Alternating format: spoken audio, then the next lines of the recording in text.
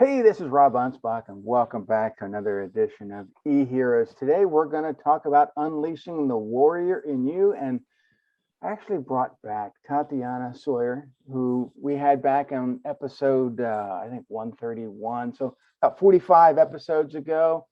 And we're going to talk about her book. We're going to talk about some awesome things, different streams of income, and changing the world. So, welcome and thanks for being here. Rob, thanks so much for having me on.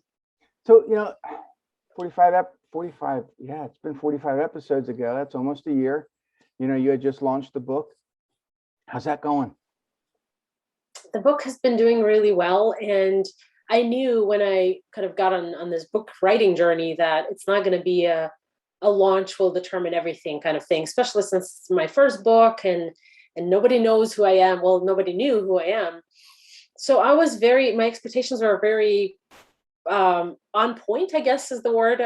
When it comes to the book, a launch date, I did everything I could. I pushed really hard a year before the book launched. I knew exactly what I was going to do with it. The book launched and it keeps selling. And my goal for it, now that it's been about 6 months, a little bit over than 6 months since its launch, is to make it a Bible when it comes to the starting a business. Mm-hmm. I think you and I have had, multiple businesses our lifetime. And I've had different varying businesses. Some were very successful. Some lasted 20 years and some lasted just a few months. And, and I think it's like that for everybody. They start businesses thinking, hey, I can do this better than my previous employer. But they don't have whether or not they don't have the marketing in place, they don't have the financing in place, they don't have the gumption or the will to keep it going. I think everybody should have some type of goal set. I think they should read your book. I think they should, find a coach that can kind of help them before they spend a lot of money in something that's not going to work out.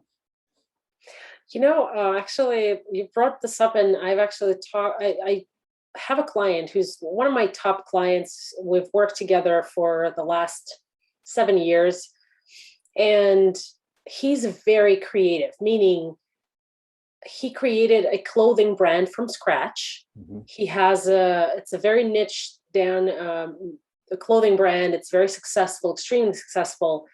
And he learned along the way how to be a business owner. Mm-hmm. He's been in business for 25 years, actually 27 probably this year.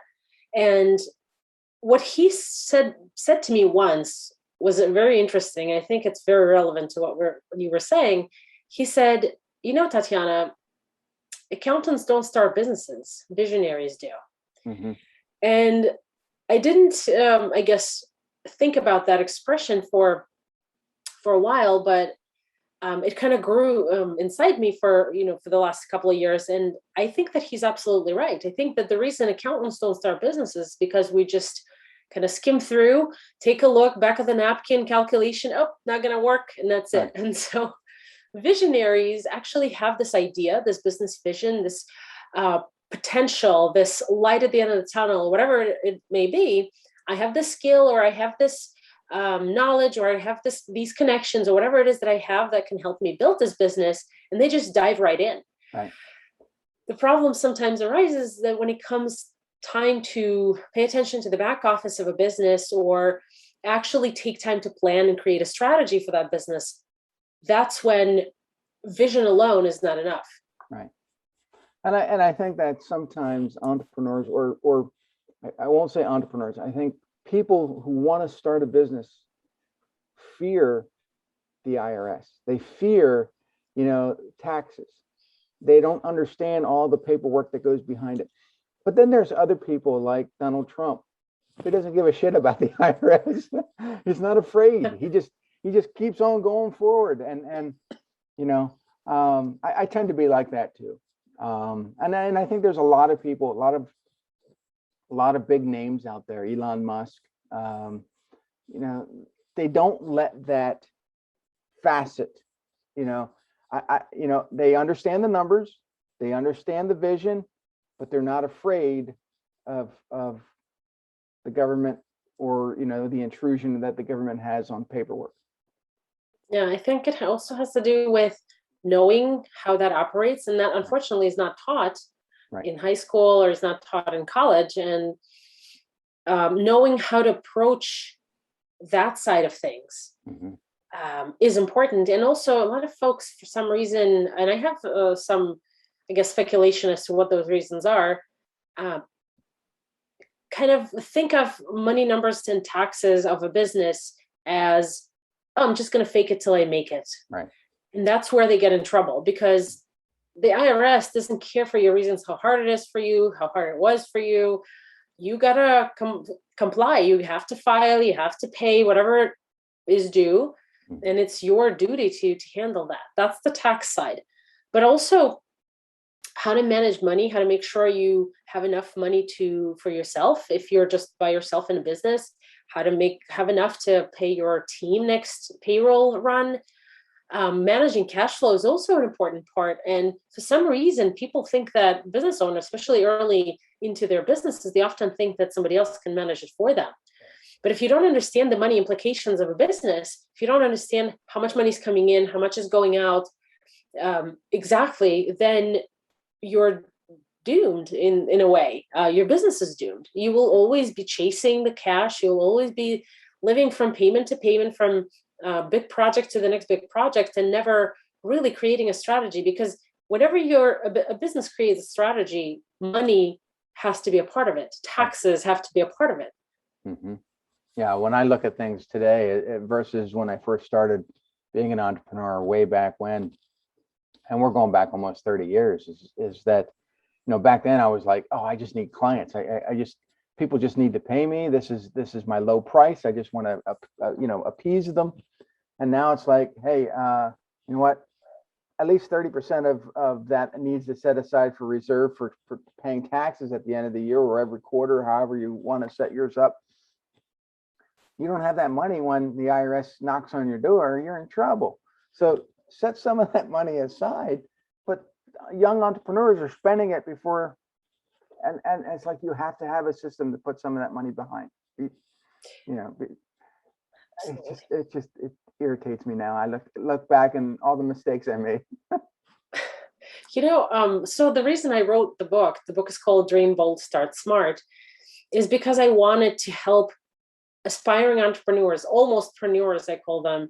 I want to help them avoid those mistakes and know upfront. And I wrote the book specifically from the perspective of a consumer. So it's in plain English, no accountant speak, a lot of stories, a lot of humor, a lot of all these other things that will help you understand where to even begin. Right. What's the first step? What's interesting and what I found was that people, okay, I have this business idea. Great.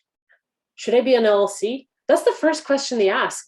But in my book, so the book is split into two parts, Dream Bold and Start Smart. And the Dream Bold part, we talk about first, making sure that your business model makes sense. How you're going to make money, who's going to pay you, and why. Right. Whether or not you should have a partner, I have a very strong opinion about it. Whether or not you should look for an investor. I've had partners before. They just didn't seem to work out. So the chapter on partners actually used to be called in the initial draft, Partnerships Never Work. But then we renamed the chapter. But the reason is that it's like marriage. Right. And we talk about partnerships where there are active business managers. When I'm not talking about partnerships which do work, where there's one active manager and everybody else is an investor, and one person makes decisions in a partnership. And so that's the true partnership, is when you have active partners, more than one. And that's where I've seen the most heartbreak. I've never seen a partnership that really worked out well, because as my client put it, partnership is just like marriage, just without the benefits. So I totally agree with that. Yeah. But it's interesting that people, first question they ask is, what entity should I be? Should I just form an LLC? Should I just form an S Corp? Well, wait a second. Let's take a look first at these important items before, because all of those influence the type of entity you should be. And so chapter 7, I believe, in my book is actually specifically on entities, And there's a matrix that I offer people for a one entity structure business. And I usually say you can start with an LLC. The LLC itself, if it never changes, will cost you the most amount of tax.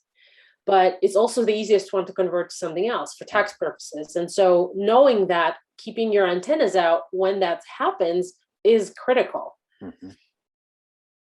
Yeah, and I can tell you stories, but we're not going to bog this whole episode down with scare stories, because, the whole goal is to go buy the book, to read it, to learn, to not have to deal with some of these scare stories. Although, you could pretty much go out, ask any entrepreneur, and there's going to have, some stories you're going to learn from, but and we talked about this off air, and one of the things that we talked about was different streams of income. We as entrepreneurs, we kind of get blinded. We look at what we're doing and think that is the only way. But in reality, when you look at big tech, you look at Facebook and Apple and all these other companies, they're investing in other people, they're investing in other businesses, and they have that multiple streams of income coming in. If Apple just relied on the revenue from the iPhone, they couldn't do it. Yeah. But if you look at Microsoft invested in Apple, they invested in Facebook, they invested in all these other things. Now, I think their investment in Facebook is gone because they actually bought a part of LinkedIn. But they're getting income from all kinds of places, and I think that's what every entrepreneur should have. If their primary business is failing, at least they have, streams of income coming in, whether rental properties or something else.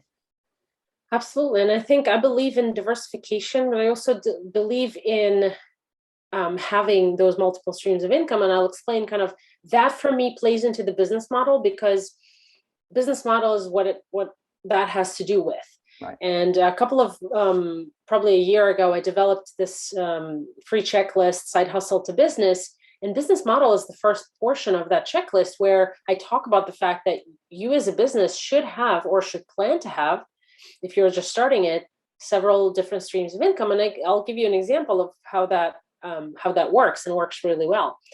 So a couple of years ago, I've interviewed, this was more than a couple of years ago, this was actually probably like 7 or 8 years ago, I interviewed to be a freelance CPA for an estate attorney.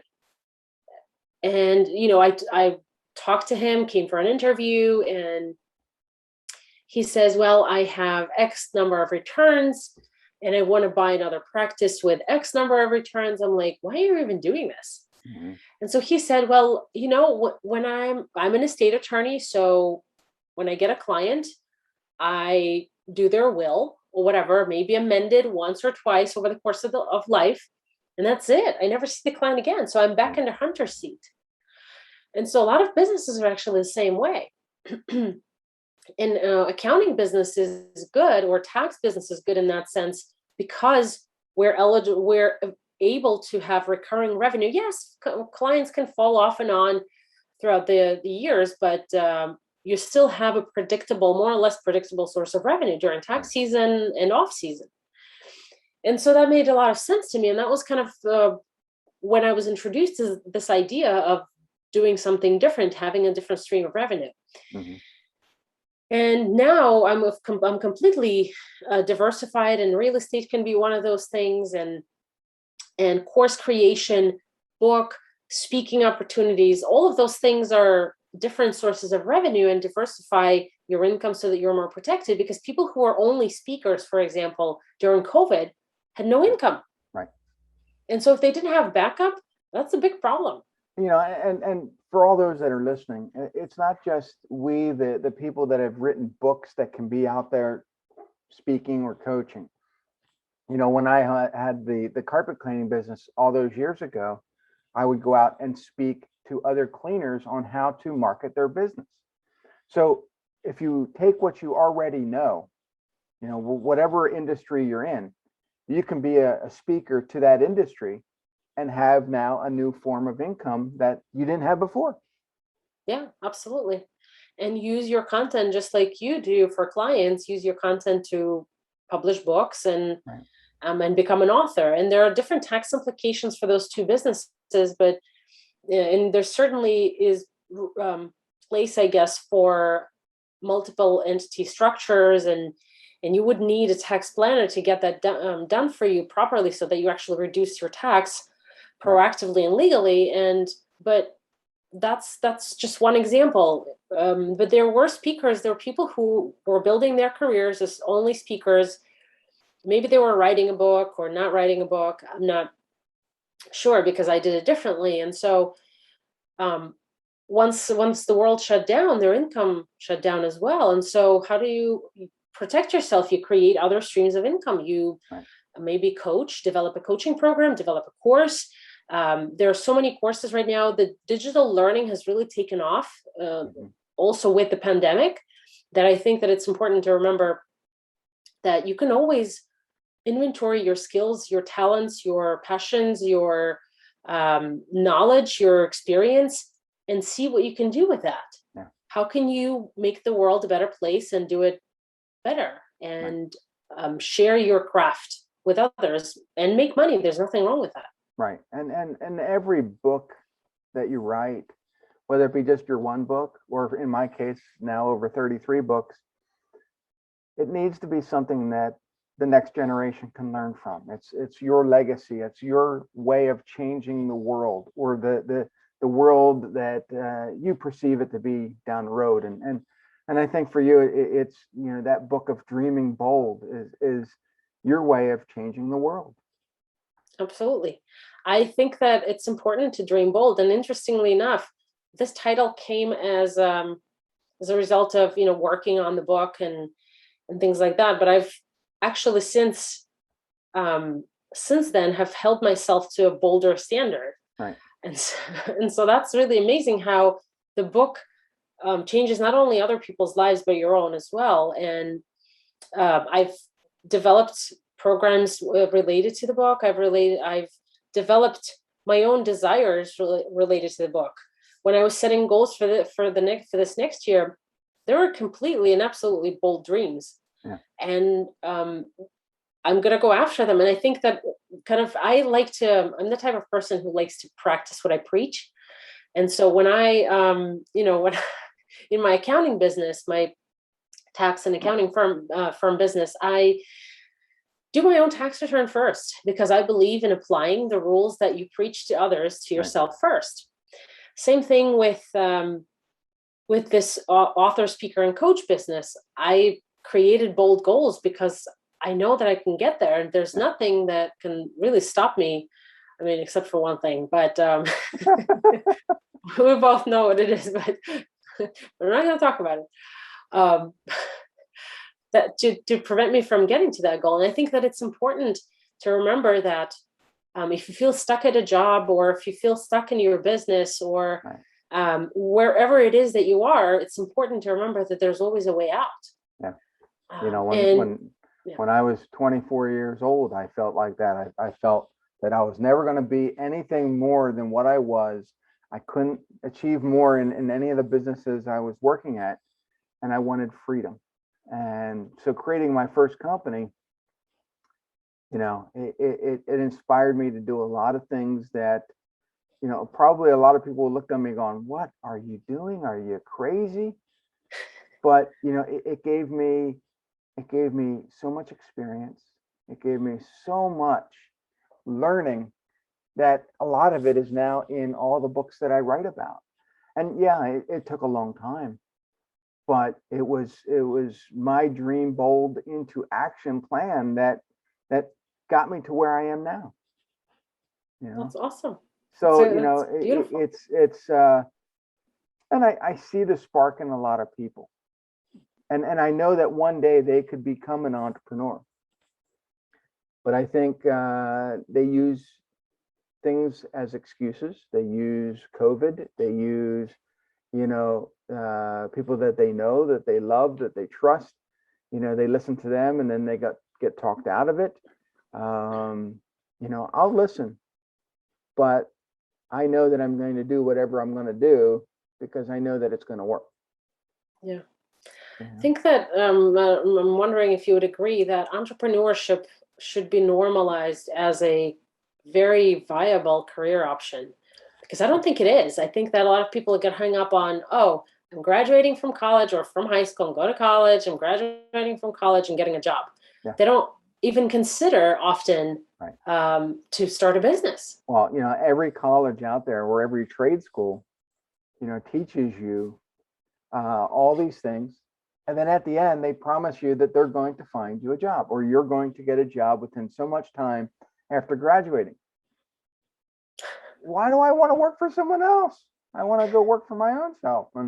But they don't teach you that. They don't teach you how to apply all the experiences that you just learned for the last 2 years or 4 years or how many years to be your own boss.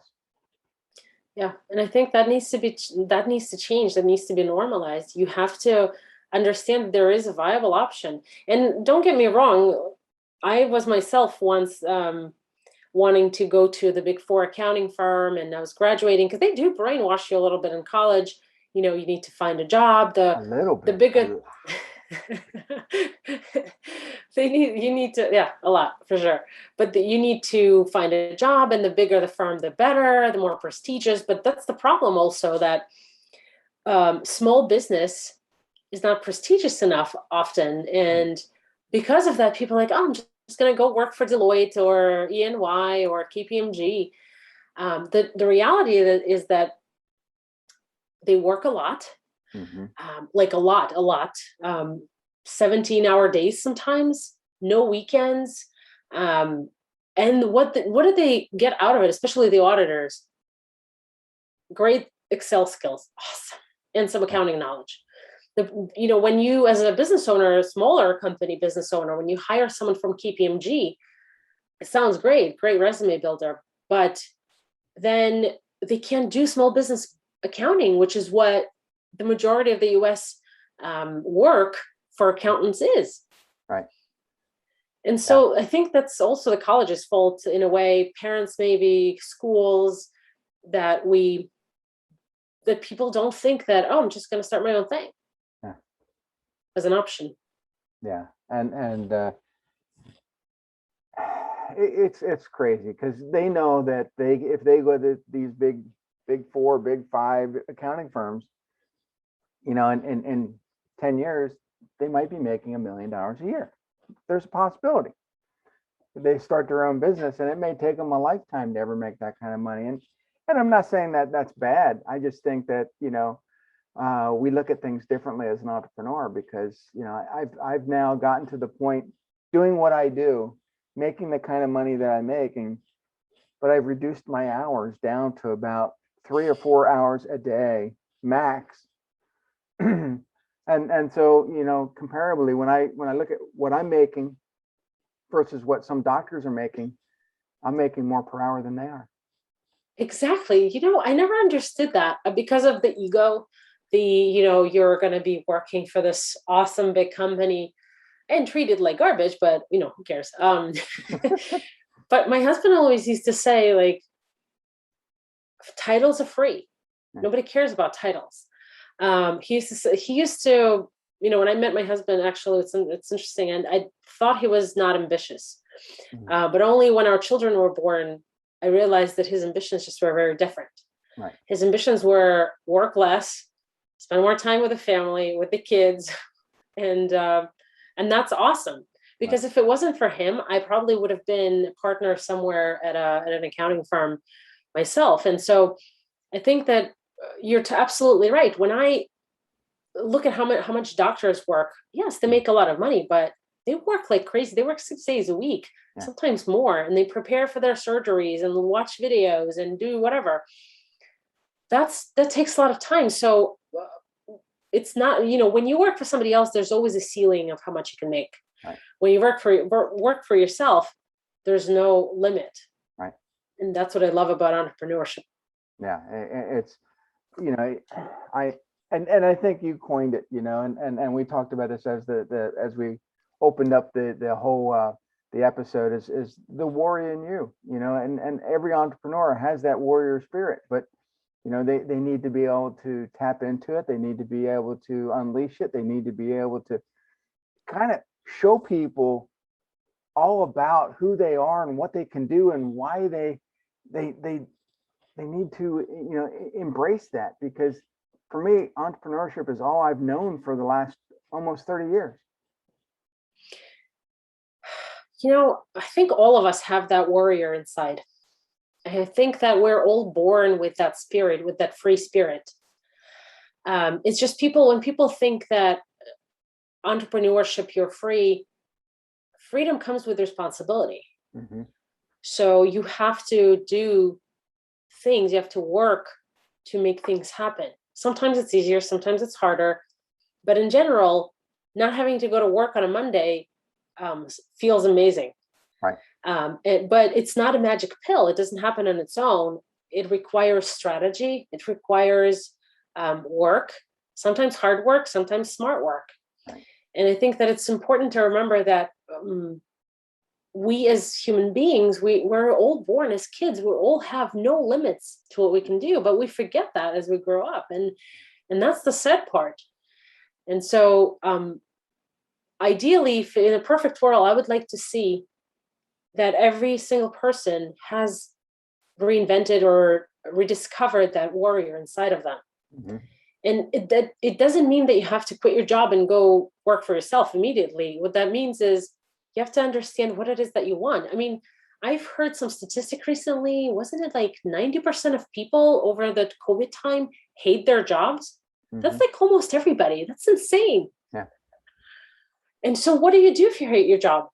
Well, you look for the answer inside of you. What do you want to do? Yeah. What drives you? I mean, but also realize that, like, just like with painting, and I love this analogy because to me it's very vivid because I hate taping. When you want to paint something, I remember I came to my friend's house once and she was like, I'm painting this fence. Do you want to help me? And I was like, oh, this is exciting. I'm going to do it. And she was like, no, before you paint, you have to like scrub it. You have to clean it. And I'm like, oh, great. So every job has those parts, has the element that you love and has the elements that you don't. And so I think it's also important to be realistic about it and spend some time strategizing. People dive into businesses often and figure it out as they go. That's great. But at least setting some goals, I think, is important. Do you agree? Yeah, I mean, and the fact is, for me, one of the very first jobs I had before I got married was working for a painting company. And let me tell you, it was awful. Awful. I think I lasted 3 weeks and I said never again. And I even to this day, I hate painting. I don't care what someone's charging me. They could charge me $1 million.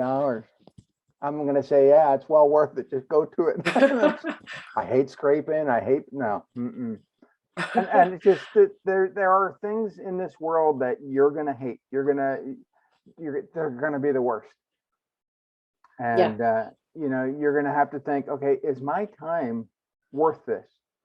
Can I get someone else to do this and I can go do something more productive? Something more fun, even. Yeah. And here's the thing about maximizing time is that, people look at me and are like, how the hell do you write all these books? If you're only working so many hours a day. And I have a system, we put out 4 books a year. Usually one of those is mine. Sometimes 2 of those is mine, but I'll write a little bit each day, and it's not like, hey, I got to put this book together in 25 days. No, I'll spend months on it, write a little bit at a time. And I know that it's worth it. And when the book goes out, it's teaching a lesson. It's making people hopefully laugh or think or do something. But not only are those books an added stream of income, but they help in the back end. They'll say, well, Rob, can you speak at our event? Can I hire you to do all this other stuff? So it's more than just a one-way thing, and I consider them, part of my marketing package, but it's still, they bring in income. Small, simple steps. That's what it's all about, especially when it comes to something like a book. Yeah. Small, simple steps. Yeah. one thing I like to emphasize to people, especially young entrepreneurs. I know everyone, a lot of you guys don't know the pain that a lot of us old timers had to go through about putting ads in phone books and newspapers. All you have to do is, put an ad up on Google or Facebook, and then you run everything through a funnel. But keep everything that you do as simple as possible, because if something ever happens to you and someone needs to step in, they need to know within 5 minutes how to run your business. And Yeah, they absolutely. can't do that if you have it all funneled out. Yeah, I agree. Absolutely. Yeah. Being an entrepreneur is not easy, and people think that maybe there's a magic pill, you get investor money, but it's never easy like that. Even if when you get investor money, you lose some of your voice. And right. Well, you look at Walt Disney, you look at Milton Hershey, Hershey's chocolate and Walt Disney World. Both those gentlemen filed bankruptcy early on. They both took investor money. They both failed. They tried again. They tried again. They tried again. And Hershey's is a multi-conglomerate company. So is Disney. I'm not saying that you're going to be the next, chocolate maker or entertainment conglomerate, but dream a little different. Don't think about your competition. Don't think about how other people are doing it. Do it your way, and